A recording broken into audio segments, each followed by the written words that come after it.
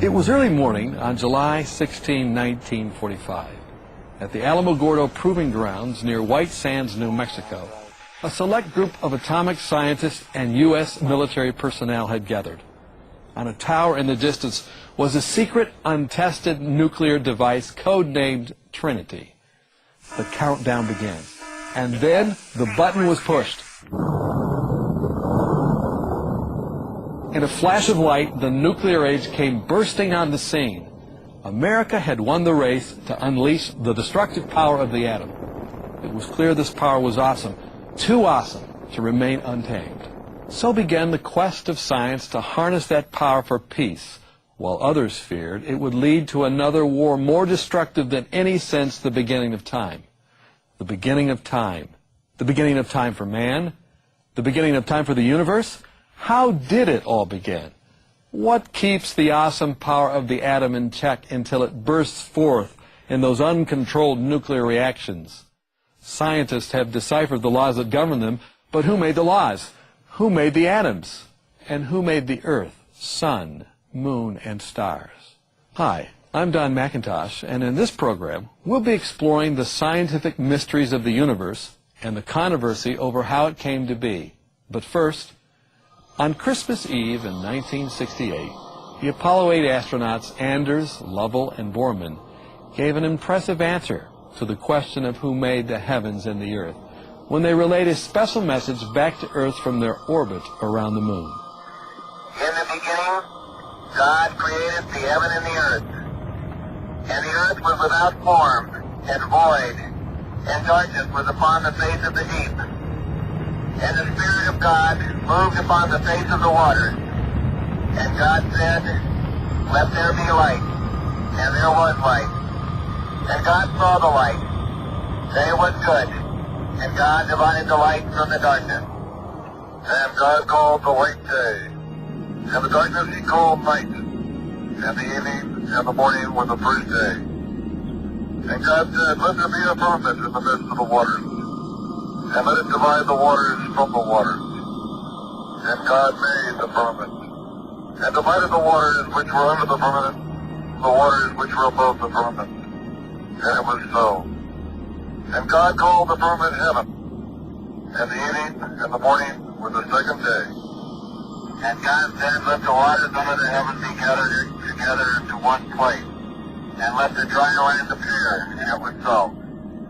And God called the dry land earth, and the gathering together of the waters called he sea. And God saw that it was good. And from the crew of Apollo 8, we close with good night, good luck, a Merry Christmas, and God bless all of you on the good earth. The world was stunned. Like a voice from the heavens, it was reminded of the Creator's claim in Genesis that he had done it all in 6 days. But most modern scientists long ago rejected the 6 literal days of creation in favor of Big Bang's theory of geologic and cosmic evolution over 6 long geologic and cosmic periods. They claim it's one of science's greatest achievements of all time. But 2 U.S. scientists, Dr. Robert Gentry and his son and associate Dr. David Gentry, now prepare to show why it's actually scientists' greatest blunder, not its greatest achievement. In particular, instead of the universe being the same everywhere, which is Big Bang's key assumption, they have discovered astronomical proof the universe has a nearby center. They believe this startling discovery may yet attract the interest of people of all religious persuasions, and even those who have none, for they believe it points to the great white throne, the celestial dwelling place of the God of Genesis, the same God who gave the literal 7-day creation commandment to Moses on Mount Sinai. With this background, Drs. Robert and David Gentry began to unfold the exciting saga behind their discoveries. The excitement really begins by recognizing that the Hubble Space Telescope and other NASA telescopes have photographed some truly amazing celestial objects within our universe. This is a very long exposure of our galaxy as seen in the night sky. We see it here from inside, looking edge-on through its disk. of billions of stars interlaced with vast clouds of dust and gas, hundreds of thousands of light years in size. And this is a supernova, exhibiting what astronomers have called the glowing eye. Then we have NGC 49's cosmic blast. And then the Ant, a planetary nebula surrounding the dying sun-like star Menzel 3. Another exploding star caused the Eskimo Nebula. It's about 5,000 light years from Earth in the constellation Gemini. A complex of mixed nebulosity surrounding the triple star Rho Ophiuchus and the yellow giant Antares. And here's the amazing NGC 346 in the Small Magellanic Cloud. Another exploding star, 3,000 light years away in the constellation Draco, created the Cat's Eye Nebula. B838 Monocerotis is from a burst of light traveling outward and illuminating shells of gas and dust ejected from the central star and has been likened to Van Gogh's Starry Night. And here are the fabulously exotic pillars of creation in the Eagle Nebula. They're actually spires of rarefied gas and dust hundreds of light years long. And here's a close-up of the beautiful Orion Nebula that we'll see more of later on. These two closely spaced galaxies, nicknamed the Mice, are 300 million light years away in the constellation Coma Berenices. The variety of shapes and the sizes of galaxies is unbelievable. Take, for example, the barred spiral NGC 1300. And then the starburst galaxy. Here we have Hoag's Object Strange Ring Galaxy. And here is the Antenna Galaxy, showing the interaction of two spiral galaxies. Galaxies are so huge, and their distances so great, that we can hardly comprehend their existence. The beauty and majesty of all these celestial wonders captures the imagination. Take a look at the exquisite detail of these astronomically huge lanes of gas and dust that form a belt around the Sombrero Galaxy. Surely all these galaxies are telling us something of vast importance. To see what it is, we turn to this special Hubble Space Telescope photo that took 11 days or 1 million seconds to expose in 2003 as the telescope orbited the Earth. It shows several thousand galaxies in a little speck of space the size of a pinhead. It's aptly named the Hubble Ultra Deep Field because it recorded galaxies more distant than any ever seen before and leads to the estimate that throughout the cosmos there are over several hundred billion galaxies, each with over 100 billion stars. Many small green circles have now been drawn on this image, each one containing the most distant galaxies ever seen. But when magnified, we see that all of them are red. Why? We'll focus on this shortly. For now, we note these distant galaxies must reach almost to the edge of the visible universe. And because we see about the same density of galaxies in every direction the telescope is pointed, we say this is evidence that our universe does have a center, which is astronomically nearby. But this is just the opposite of what Hubble and other astronomers concluded when interpreting his famous redshift discovery. So which is correct? To find the answer, we flash back in time to the early part of the 20th century. By then, astronomers like Edwin Hubble knew that the Doppler effect could cause spectral line shifts due to the relative motion of the source and observer. A shift toward the blue end of the light spectrum, called a blue shift, was interpreted as motion toward the Earth, and a shift toward the red end, called a red shift, was interpreted as motion away from the Earth. Here's a real astronomical illustration of the Doppler effect. The gases swirling around a distant galactic disk that are moving toward Earth produce a blue shift. Those moving away produce a red shift.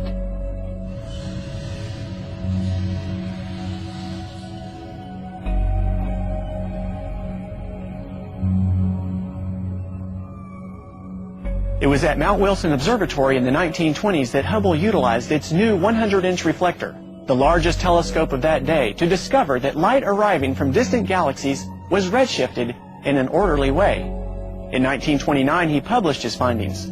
The greater the redshift, the greater the distance a galaxy was from the Earth. This was a monumental discovery, as shown in this graphic. that modern astronomy has confirmed. It was also very puzzling. Hubble and other astronomers had observed redshifts of different galaxies but didn't recognize the systematic trends. Previously, the universe was thought to be static and unchanging. Now it was shown to have an unexpected kind of order. This animation illustrates how the redshift increases as a galaxy moves further and further from the Earth. The preeminent question was, and still is, what assumptions should be used to interpret Hubble's discovery? Before discussing Hubble's assumptions and the conclusions he drew, we first determine the outcome if the Doppler interpretation is used. In that case, these graphics clearly show that galaxies both far and near are receding from us, spreading out from us, if you please, in an orderly manner. The spherical symmetry of the galactic recession from our observation point is again extraordinary evidence of the existence of a nearby center of the universe. Why then didn't Hubble report this discovery over 75 years ago? The answer is in his 1937 book, The Observational Approach to Cosmology. On page 51 he stated, "The unwelcome supposition of a favored location must be avoided at all costs." On page 59 he spoke of ways to escape the horror of a unique position, which was also said to be intolerable. And on page 54 he emphasized, there must be no favored location in the universe, no center, no boundary. All must see the universe alike. It's really obvious then that Hubble engaged himself in the most extraordinary denial of fact in all the history of science in his attempt to get rid of the center and demand the universe be everywhere the same. These three graphics show, however, this could not be accomplished using the Doppler assumption. If, for example, observer number 1 sees redshifts of galaxies moving away from his position, and a distant observer number 2 sees redshifts of galaxies moving away from his position, then each will observe a universe full of blue-shifted galaxies mixed in uniformly with red-shifted galaxies. But this is not observed. So it's impossible to get rid of the center using the Doppler interpretation of Hubble's redshift discovery. So, how did Hubble and all astronomers since then evade it? This they did by adopting a new untested assumption about redshift called space-time expansion. As this illustration shows, space-time expansion assumedly causes light to be redshifted as it travels across the universe, independent of the Doppler effect. It was postulated to cause galaxies to move apart and wavelengths of light to expand as space itself expanded. This idea was adopted over 70 years ago, but remained untested until David and I did so and found proof it has always been wrong. The reason? Light wavelength expansion means the loss of energy. The total non-conservation of energy loss of all the light particles in the universe due to this imaginary process equals over 30 million times the mass of the universe. Details of this are available on the Internet report Archive GRQC 9806061 at orionfdn.org.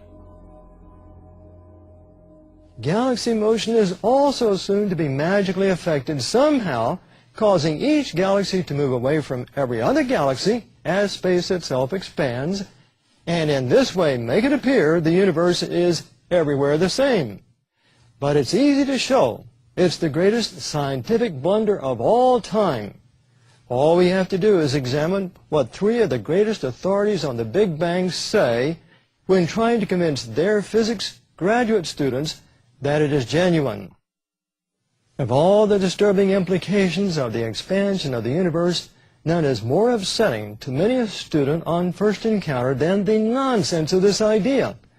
The universe expands, the distance between one cluster of galaxies and another cluster expands, the distance between Sun and Earth expands, the length of a meter stick expands, the atom expands. Then how can it make any sense to speak of any expansion at all? Expansion relative to what? Expansion relative to nonsense.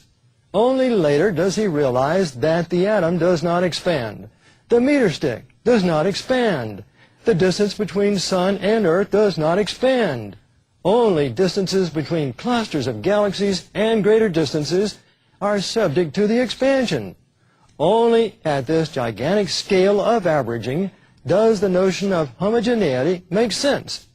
Not so at smaller distances. No model more quickly illustrates the actual situation than a rubber balloon with pennies affixed to it, each by a drop of glue. As the balloon is inflated, the pennies increase their separation one from another, but not a single one of them expands. From the book Gravitation by C.W. Misner, Kip Thorne, and J.A. Wheeler, published by W.H. Freeman and Company, 1973, page 719 and section 27.5. Here is the balloon doublespeak illustration that Misner, Thorne, and Wheeler's book uses to intimidate their graduate students to accept expansion. But the simple example of galaxies projected on screens at increasing distances from a projector reveals the fatal flaw in their illustration. They show that expansion, if it ever existed, would cause galaxies to expand in size as well as separate from each other. Here is another illustration proving the same point.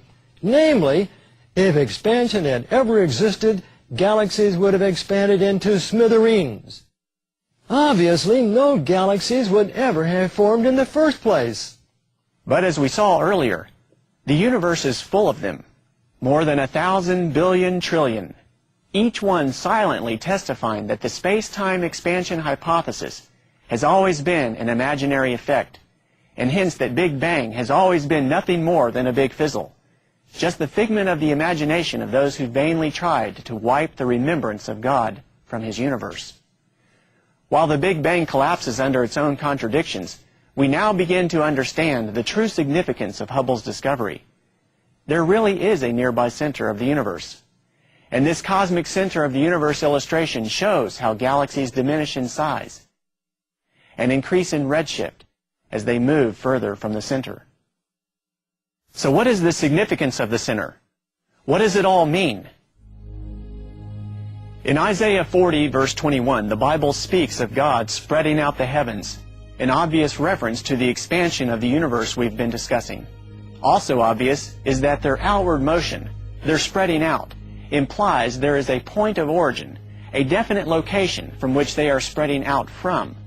Which point could that be? In Psalm 103:19, the Bible says, "Thy throne, O Lord, is established in the heavens," which we also identify with the location of the great white throne described in Revelation 20, verse 11. It's just that simple. In fact, this graphic briefly illustrates the new cosmic model. It contrasts visible galaxies receding from the nearby center with our recently discovered outer shell of galaxies that encloses the visible universe. Light from the outer galaxies cannot be seen by telescopes because vacuum gravity has shifted it down to become the well-known cosmic microwave radiation. My December 2004 article in Perspectives in Science and Christian Faith identifies the galaxies in the visible universe as originating in the Genesis creation, while those in the outer shell are ascribed to a separate, earlier creation. This fits with Job 38:7, which shows that intelligent beings existed prior to the Genesis creation. With this background, we will now see why the nearby throne has special relevance to the Genesis six-day creation. To us, the logical conclusion is that God deliberately created the universe so as to reveal that His throne, the great command center of the universe, is located so astronomically nearby that it could be within our own Milky Way galaxy. On this basis, we here on planet Earth are definitely in a privileged position in the universe. It is reasonable that Earth should occupy a special place in the cosmos because the Creator Himself lived here for over 30 years. We thus believe God is now using the heavens to confront humanity with astronomical proof that He is the Creator of the heavens and the earth. Moreover, this view exactly fits with our earlier scientific discoveries of Earth's rapid creation and young age, as shown in our earlier videos titled Fingerprints of Creation and the Young Age of the Earth, and my book, Creation's Tiny Mystery. More information on these resources is available at halos.com and orionfdn.org. The scientific community was informed of the downfall of the Big Bang, the discovery of the center of the universe, and its identification with the Great White Throne, plus many other features of the universe in this poster we presented at the April 2005 American Physical Society meeting in Tampa. We have already discussed the meaning of a number of its graphics. It can be viewed in its entirety at this APS website.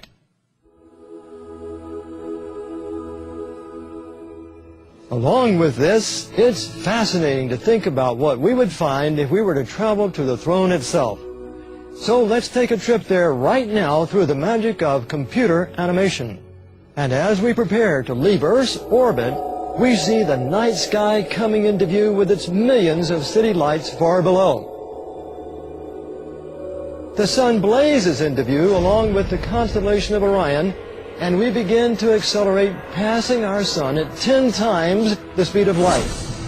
Years ago, I suggested in a scientific publication that the Orion Nebula was the space corridor to the throne, and now as we approach the stars making up the constellation, each one a different distance from Earth, we're going over 1 million times the speed of light.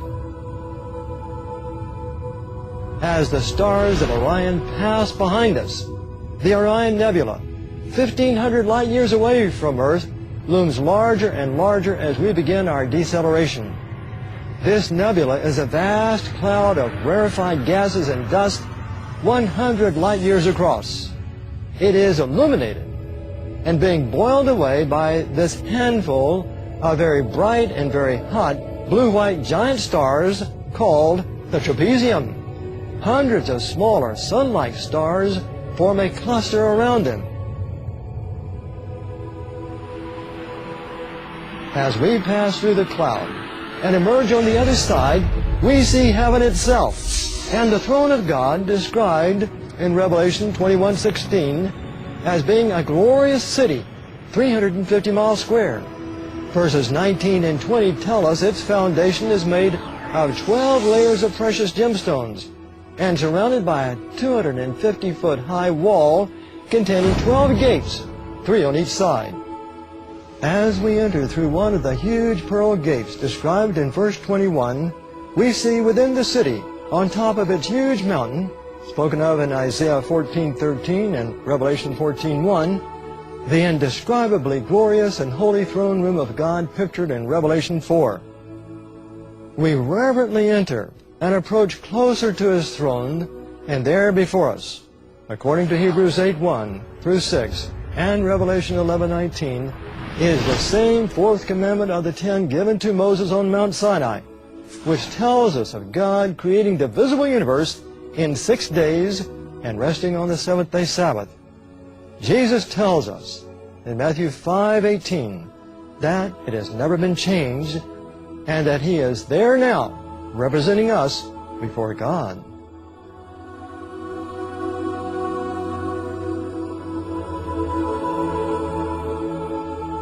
The fact that God created the universe to specially point to His throne and His seventh-day creation commandment tells us it is just as valid now as when given in Eden. It will be of spectacular importance as the end-time events continue to unfold before us. How could it be otherwise when we see the first angel of the 3 in Revelation 14 commanding with a loud voice in verses 6 and 7, "For everyone to worship Him that made heaven and earth and the sea and the fountains of waters." We believe the timing of this discovery, that the universe really does have a nearby center, may mean God arranged all this to come to world attention before the greatest and most spectacular event of all time, the second coming of Christ in the clouds of heaven. As you can see, He is at the throne, ministering as our great high priest as described in the book of Hebrews. But very soon He will return. Retracing our steps now, Jesus comes out of the most holy place of the heavenly sanctuary on his way back to the earth.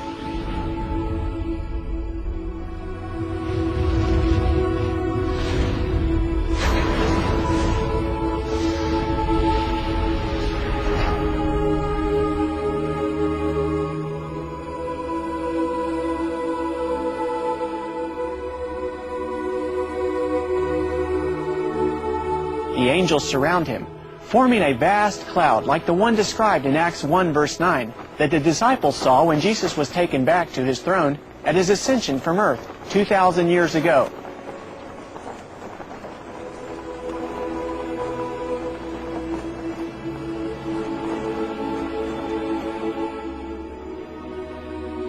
And just like Revelation 1 verse 7 says, as he enters the solar system, every person on earth will be able to see him approach, at first like a dark storm cloud, growing larger and brighter, until, according to Revelation 6 verse 14, the atmosphere rips apart, and suddenly, there he is. His brightness, like pure energy, consumes all who turned against him and rebelled. Yet we who are waiting for him will he save from that destruction.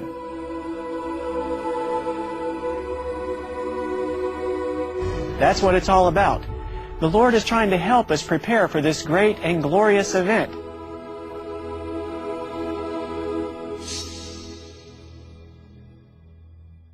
Lastly, believing as we do that God intends to use the great works of creation presented in this program, as well as the saga behind these discoveries, to awaken a great many to a sure realization that Christ's second coming is imminent, we urge one and all to join us in a worldwide effort to spread this good news so that it will go as fire in the stubble. Thank you for watching, and may the God of creation bless you.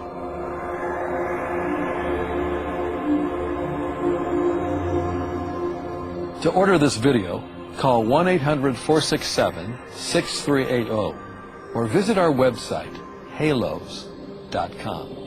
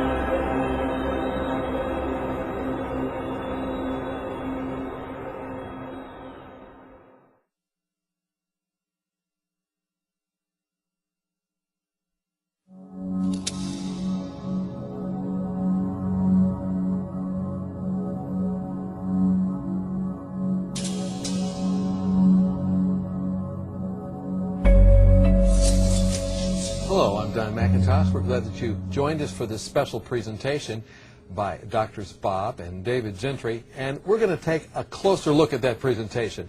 We're in the studio with Dr. Gentry right now. We're going to talk a little bit about the presentation, hopefully looking a little more in depth so we can understand more fully what we've just heard, and hopefully I'm going to represent you and ask some questions that you would have asked if you were sitting where I am. So you're going to lead us through that.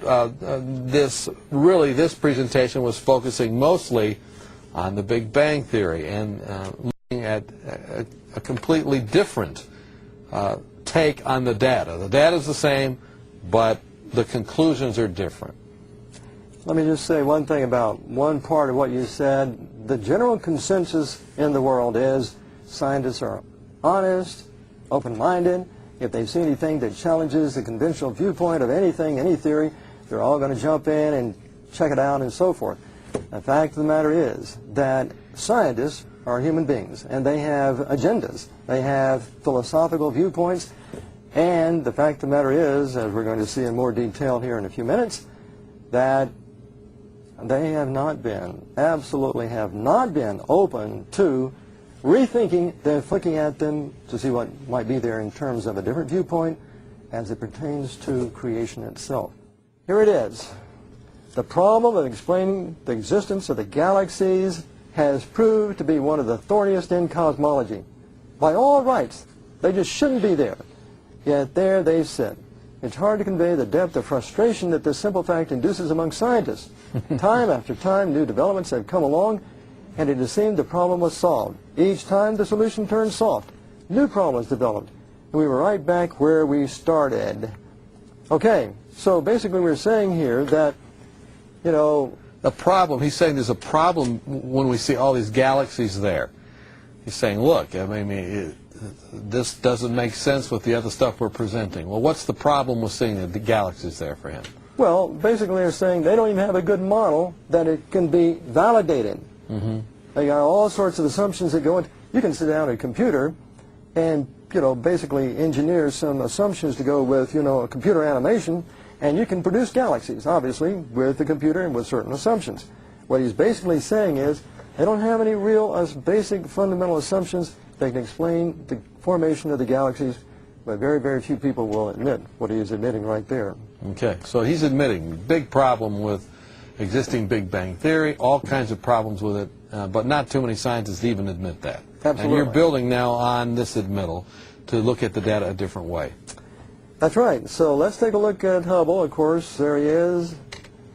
Now listen, telescope, looking through it back in the 1920s, and he comes up with the fact that indeed the light from the galaxies is actually shifted to the red end. And this is a very common You believe phenomenon. that? Well, as a physicist, I have to believe it because I can go in the laboratory and actually move a sample away from a spectrometer, and you can actually see the lines, the spectral lines actually move. And the policeman can actually uses that. He uses microwave, of course, shoots, you know, the beam at a car if it's coming toward you. Then basically using the fact that indeed the wavelength has shifted toward the blue end because he's coming toward you, you can easily, the computer inside there will calculate, you know, your speed, if it's going away from you, and so forth.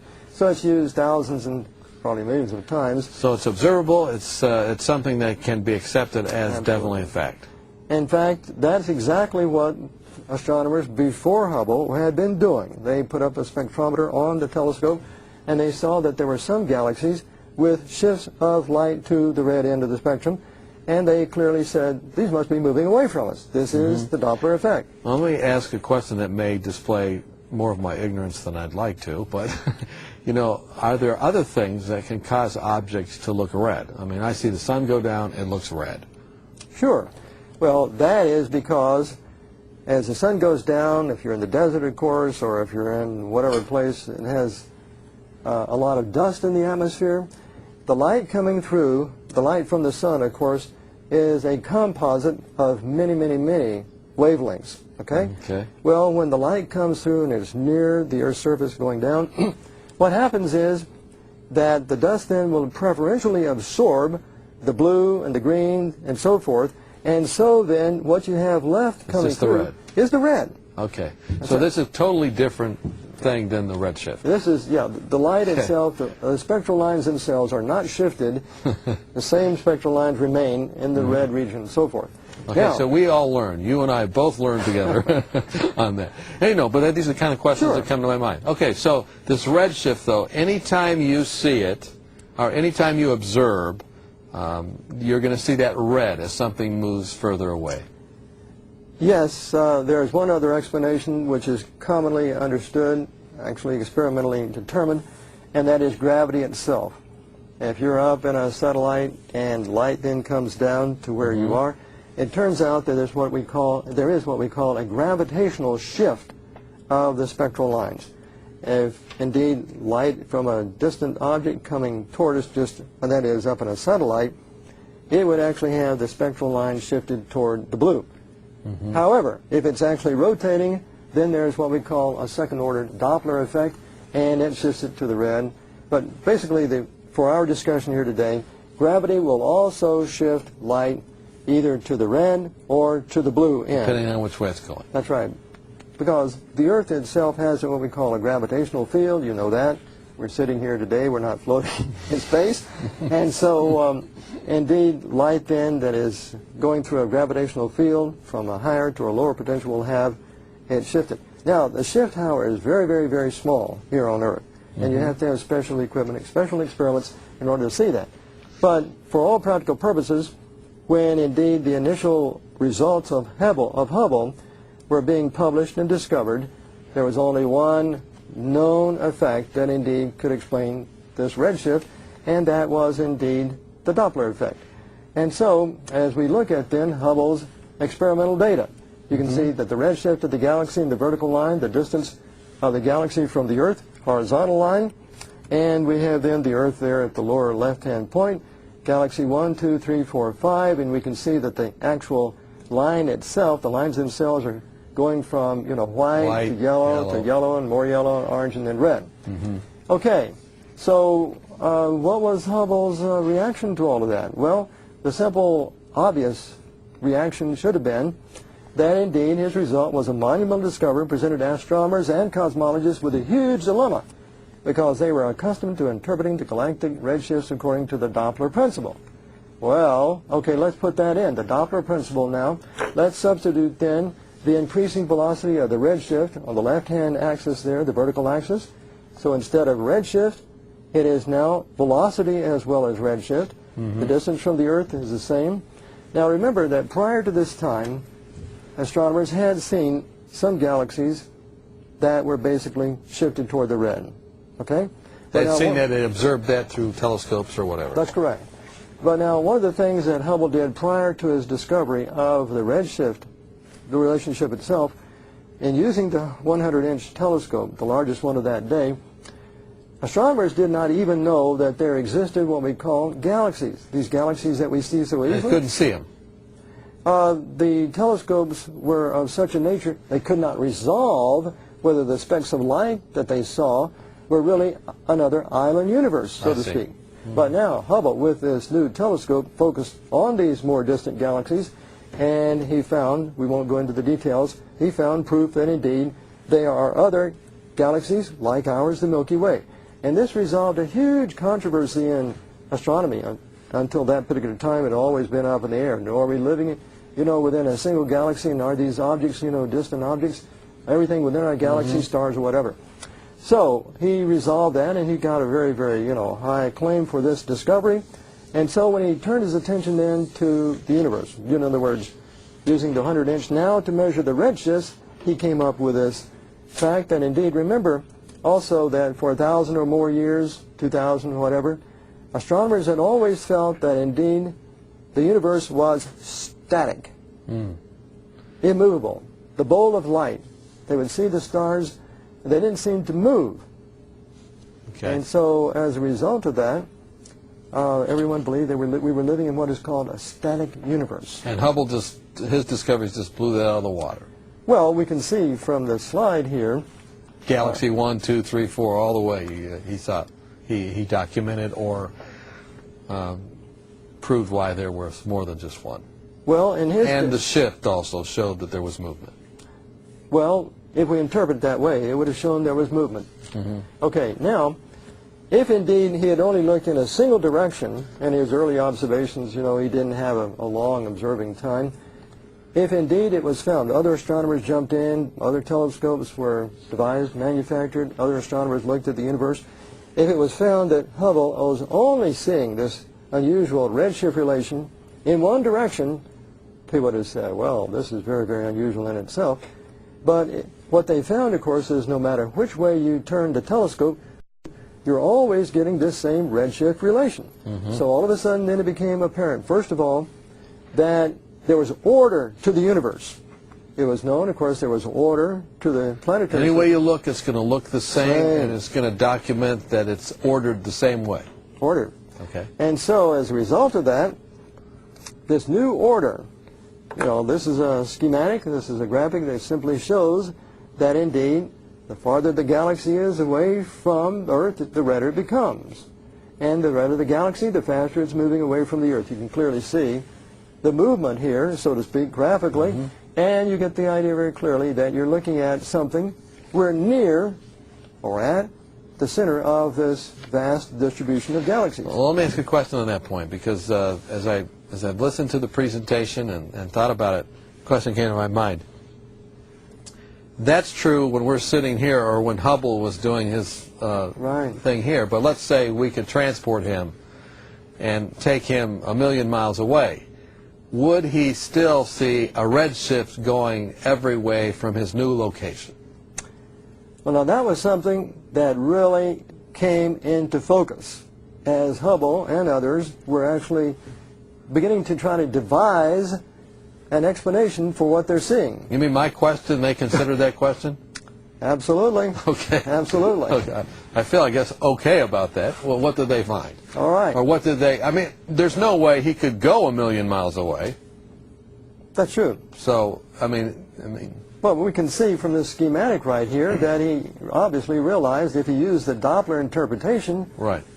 that indeed, you know, he would seem to be at the center. Now, your question, which they very quickly, well, I say in a year or so, they really had their wheels turning, figuring, what in the world can we do? Why? You see, one of the principles of science is, if you find something new, what you try to do is use the simplest explanation you can find and generally is true. It's called Occam's razor. All right, so what does Hubble do?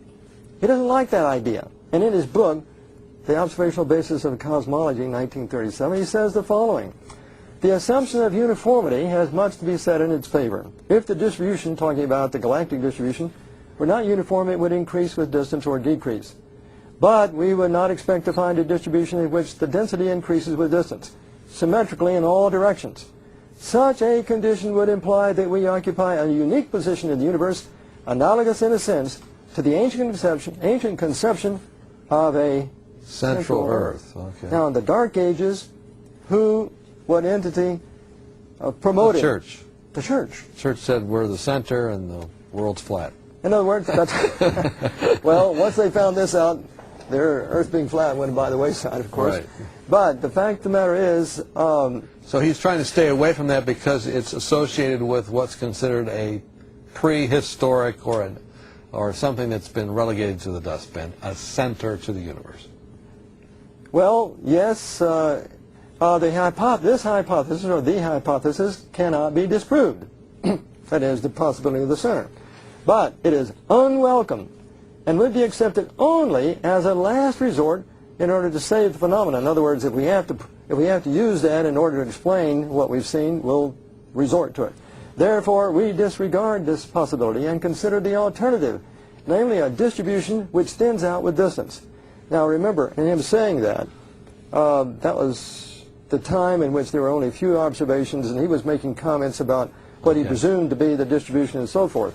The main thing that we're getting at here is that Hubble is saying this idea of a center is just, unwelcome, for sure. Now let's look what else he has to say from the same book.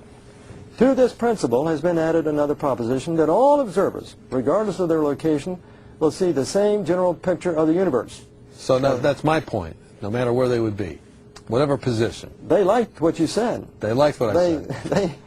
That's right. If you'd been back in that time, they well, would I wasn't agreeing. I said, what would happen if you took them 1,000,000 miles away? I was asking what would happen. Would you see the same thing? I know. Well, they have a very good reason for wanting that. Exactly. Okay. All right. That all observers, regardless of their location, will see the same general picture of the universe. The second principle. Now, what principle is he talking about? That idea that they'd see the same thing. That's right. Now, he's calling it a principle. And it's not a principle. What is it? An assumption. Assumption only. It's a sheer assumption. He admits it. Okay. Nevertheless, it leads to a rather remarkable consequence. For it demands that if we see the nebula all receding from our position in space, in other words, he's now saying some way, somehow, we're going to get them all receding, okay? Then every other observer, no matter where he may be located, will see this nebula all receding from his position. However, the assumption is adopted. In other words, we're going to adopt this assumption, and what is it? What else does he say? Why are they adopting this assumption? There must be no favored location in the universe. In other words, no center. Okay. No boundary. All must see the universe alike.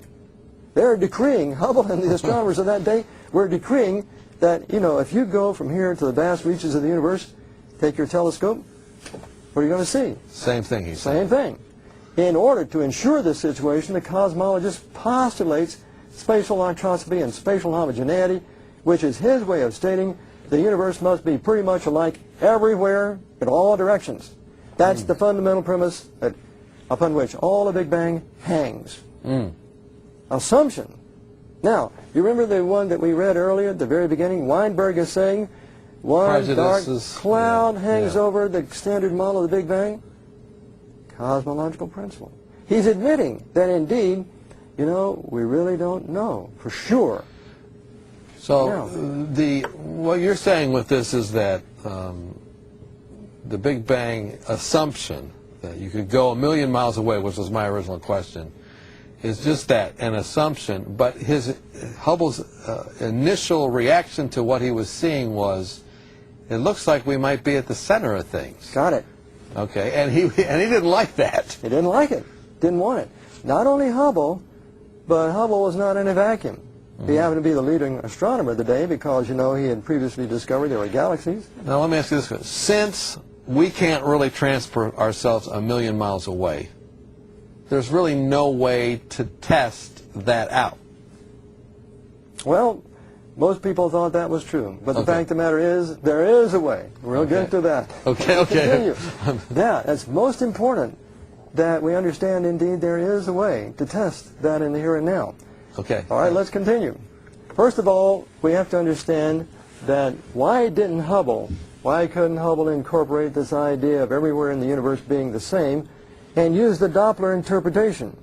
Well, it's right here in our graphics. Indeed, you know, you have an observer here on Earth, and he sees those arrows, of course, represent galaxies moving away. The length of the arrow represents the Hubble relation. The greater the distance, the greater the velocity. And then, suppose, you know, there's another That's the guy 1,000,000 miles away now. He's looking. Let's assume he's at 10 billion light years away. All right. 10 billion light. He's at the edge of the universe as we see it today. And he looks out, and he just happens to be looking in the direction of us, back here, okay? Now, we've decided that the universe looks like there are redshifts, for sure, even out to his position 10 billion light years away. But when he looks back... Because Hubble and others say that indeed he's got to what? See the same thing. So he would see a redshift moving this way, they say. Well, he would see, no, he from would his see, center. No, he would see, look at it. He would see galaxies moving away from him. Okay. Right, that's what he's got to be able to see if he's going to see the same thing, right? Right. But now, what are we going to do about the galaxies that we saw moving away from us that are going toward him? So how does he answer that? That's a big dilemma. That shows, it's proof, absolutely proof, that you cannot accept the idea that indeed everything is moving away from everything else and all the universe is the same, and use the Doppler principle. Okay. You have to invent something new.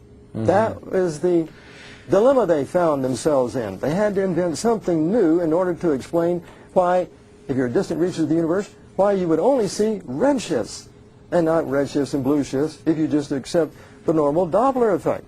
Big, big, big question. Big problem. So, I mean, simply put, let's see if this analogy works. You got one guy in the middle of the blackness of night. He's shining a flashlight that way, and the light's going away from him.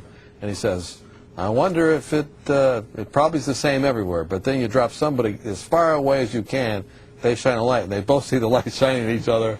It's a problem. That's right. Okay, all right.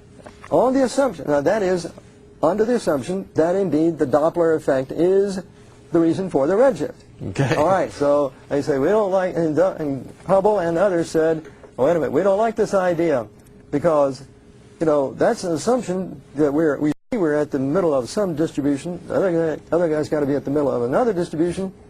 Still, you got to have center. So we want now, in order to get rid of a single center, it's okay now, they want to have multiple centers no matter where you are in the universe. We want to get rid of the single center. That's the purpose of their ideas. That's the purpose of their plans. That's the purpose of everything, to get rid of a single unique center. And so they said, how can we do this? Well, this was all happening in the early, before Hubble actually made a discovery, 1922, 1924, and also 1927. Back in 1917, Einstein had developed what he called the field equations of general relativity. Okay? He solved the field equations for one solution.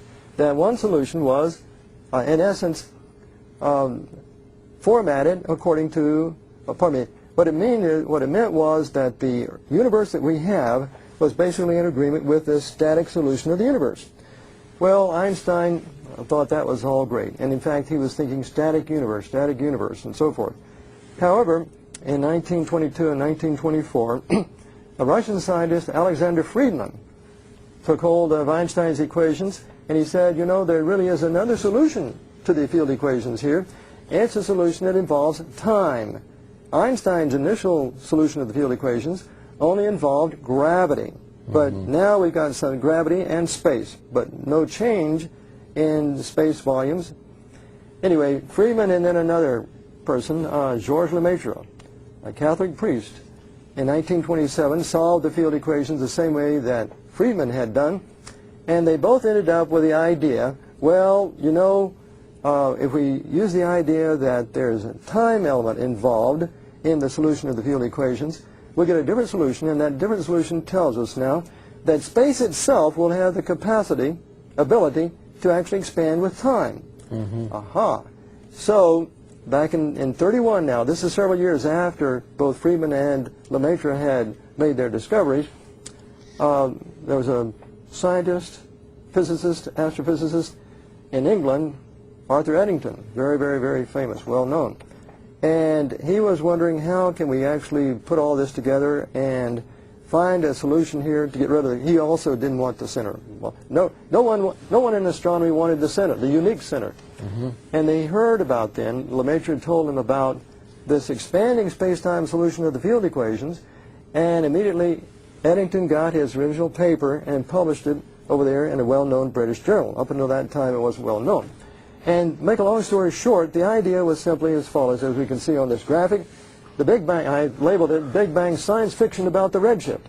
Because here we have, first of all, the idea that instead of the universe being a static universe and volumes and so forth not changing in time, all of a sudden we got this solution of the field equations that says, in theory, that space itself can expand. Take a box of a certain volume. Yesterday, supposedly, it was smaller. The day before that, even smaller, volume-wise. Or tomorrow, it's going to be larger. And so that was one thing they did. First of all, to assume that the universe, you know, was governed by this other solution of the field equations. Why were they doing this? Ultimately, they wanted to get rid of the unique center. Idea of a center that came from the logical conclusion of the Doppler effect. That's right. Okay. And so that wasn't enough, though, just to say that space itself is expanding. That enabled them, you know, someone said, well, wait a minute, maybe there's a beginning. And the beginning is, well, maybe everything was very, very small to begin with. And that appealed to the Belgian priest, Georges Lemaitre, because he said, well, maybe that was the finger of God.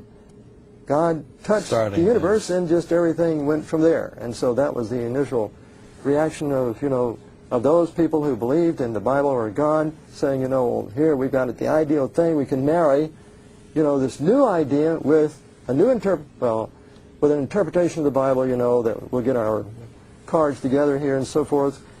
New ideas, new theory, but we're going to put it in the framework of still believing in the Bible. Now they were still faced with something else, because the light was shifted to the red end of the spectrum. And they couldn't use the Doppler effect because that would be a huge contradiction.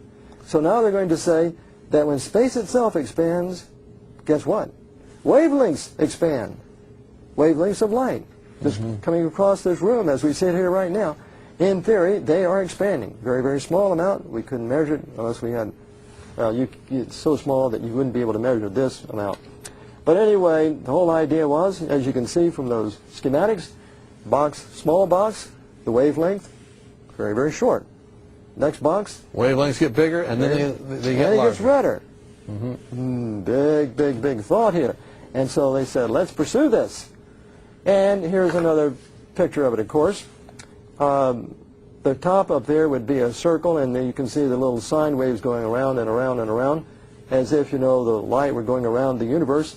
And then the circle expands, representing expansion of space, and the wavelength gets larger. And guess what, though? Remember we talked about non-conservation of energy? That's where the non-conservation of energy comes in, because the energy of light is inversely proportional to the wavelength. So if you have something with a small wavelength, it starts out with a higher energy. Something with a much, much longer wavelength, you've lost energy. And this would be opposite that law of conservation. Well, that's what Harrison was talking about. Non-conservation of energy. You know what? It's hardly ever mentioned. Book after book after book in cosmology. They don't bring up this problem. I want to tell you, and we'll go on. We'll talk about this a little bit more in a little while. David and I have written a report that's published on what is called the archive, in which we showed, it says over there on the left side of that schematic, demands a non-conservation of energy loss equal to a gargantuan 30 million times the mass of the visible universe. So it's impossible. We put it out on the archive. It's available to scientists all over the world since 1998. And no one is basically, thus far, contesting what we're saying. The fact of the matter is, that's a prediction of the theory. And a lot of people, like Harrison, will admit, but they have never put that calculation in any cosmology book or any report that we've been able to find. It wasn't ever published until David and I did so in 1998. So that's the third or fourth major problem we're seeing here. Yes. Now, interestingly, as a sidelight here, when I was in graduate school, University of Florida, I was taking a course in cosmology about the Big Bang. And I was absorbing it all. Great things are happening in the universe. And how can we explain everything? Big Bang, Big Bang, Big Bang. However, one day in class, the professor got on the topic of this particular issue we're talking about, wavelength expansion of the Big Bang. And I can remember, he started on the left-hand side of the room. And this, the blackboard was probably 30 or 40 feet long. It was a big room. And so he said, what we're going to do here is show you how, the Big Bang explains the redshift relationship of Ebb and Hubble. So he put it over here and he wrote the symbol for lambda. And he wrote, basically what we just saw here, small wavelength. Larger in a box, right? Then, yeah, in this case, though, he didn't even use the box. He just sort of did just told you. wave. Yeah. And then he started walking across the room, and he'd get bigger and bigger and bigger. Then he ended up on the other side of the room, 30 or 40 feet away, and it was significantly larger in wavelength. Okay?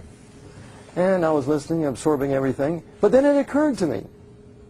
What about conservation? I said, wait a minute. I asked the question. I raised my hand and asked the question. I said, what's going on? Because here you've got an energy of the photon, a certain amount, but if the wavelength is increasing over here at the end of the universe or wherever it goes from galaxy to galaxy, it's lost energy. I said, where did the energy go? Well, he walked back over on the left-hand side of the room and started walking back across the room until he got to the other side again. And he looked at the class and he said, I don't know. I don't know. And so after class, the other members of the class came up to me and they said, well, you raised an interesting question. I said, this is really strange. But I guess everybody knows what they're talking about. It's got to be true. Now, that happened when I was absorbing Big Bang cosmology. And you saw the flaw already then. And you didn't know that you had seen a flaw. You thought maybe this guy doesn't know an explanation for it. Yeah, I just sort of like, it's a theory. It's explaining everything in the world, so it's got to be true. Who am I, a graduate student, to think that, I've raised a question that would be of any significance? Right. But anyway, it did stay in my mind. Well, it did. And so science clings tenaciously to the concepts of conservation. And again, it's good in everything except cosmology. But the very fact of the matter is, if Big Bang cosmology is the reason and the origin of the universe and the explanation for its development, see, that means we've got to be a part of the universe, and so therefore non-conservation of energy has got to apply to us. Big contradiction. Big contradiction. So then what was the next step? Next step. Just in case that someone has a question and thinking that Hubble was the only one that thought about the center of the universe. You're familiar, of course, everyone's familiar with Stephen Hawking. Right. And his famous book, Brief History of Time from the Big Bang to Black Holes. Okay? Well, let's look carefully at what Stephen Hawking has to say in his book, page 42. Quoting, at first sight, all this evidence that the universe looks the same whichever direction we look in seems to suggest there is something special about our place in the universe. In particular, how about that? It might seem that if we observe all other galaxies to be moving away from us, then we must be at the center of the universe. There is, however, an alternate explanation. The universe... Sigh of relief, okay. The universe, now notice what he says, might look the same whichever direction has seen from any other galaxy too. Might. That's a very key word, isn't it? The very fact of the matter, that's why Steven Weinberg says, dark cloud hanging over the Standard Model. This, as we have seen, was Friedman's second assumption. Remember a few minutes ago I mentioned... It's not a principle, it's an assumption. And Alexander Friedman, you know, discovered supposedly this other solution, and it's really an assumption. We have no... Listen to this. We have no... Go ahead and read it. We have no scientific evidence for or against this assumption. We believe it only on the grounds of modesty. Can you believe that? So he's admitting just what you're saying is the problem. Stephen Hawking. He's probably the most well-known Scientist in the world. Scientist, astrophysicist In the world. in the world. And he's saying, big problems, it's an assumption, and we're only doing it because we're being modest. Now, let's explore that a little bit more. What does he mean by Why being is modest? being modest? Well, the fact of the matter is, you just read on his book, obviously what he is saying is that, you know, if you don't believe that, then we're either at the center or very, very close to the center of the universe. Yeah. What are we in this galaxy? See, he's an atheist, agnostic. Right. He doesn't have anything to do with God. In fact, if you read about him, you'll find that indeed his wife was a Christian, and now I can't vouch that this is still the case, very, very conservative Christian, and Stephen Hawking and all of his talking and work and everything got to the point where she said he's almost thinking like he's God. And so my understanding was several years ago there had to be a separation. She just couldn't take it. Anyway, this fellow is so opposed. And he's admitting, though, in that statement, he's showing actually your whole argument in a very short paragraph. And if he had taken a different position, his book would not be called A Brief History of Time. He would have to be doing a lot of explaining as well. Well, yes. Because he'd be standing up and actually standing on the scientific evidence that you've presented and saying, we've got to look at another option. Actually, it would be much stronger than that, because, you see, when he says, as you say, why is he saying this on grounds of modesty? Well, see, because, as we mentioned before, for an astronomer, astrophysicist, you know, who, remember, doesn't really have any connection with God whatsoever, he doesn't want a connection with God. He doesn't want the Bible. He doesn't want the moral premises of the Ten Commandments to be meaningful, but he knows if there is a center of the universe, there's a God, and indeed there's only one religion that really focuses on God being the creator. So he says modesty basically is saying, listen, fellas, you know, if it's not modesty, we're there. And we don't want it. You're right. Stephen Hawking is basically admitting what we're saying here today in a very, very concise way. Yes, he is. That's fascinating. Most people don't know this. That's fascinating.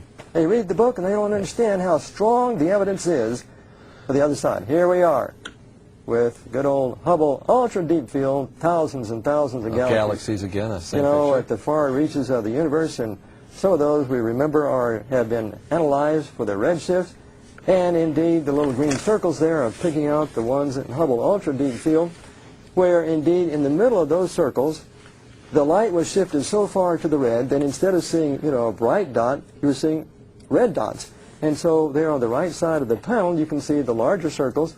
You may not be able to see it clearly, but each one of those larger circles has a red dot in it. I see that, yeah. And so indeed, basically, it's essentially true. Observationally, the greater the distance, the greater the redshift, even to the uttermost limits of the universe. Now, go ahead. All evidence points on the face of talking about Hawking, talking about Hubble, talking about these others that have admitted it. They're saying, hey, look, if we just take the Doppler effect, we're in the center. We've got to come up with something that doesn't put us in the center, because we don't want to not be able to get our PhDs or go to school, sort of like you described at the beginning.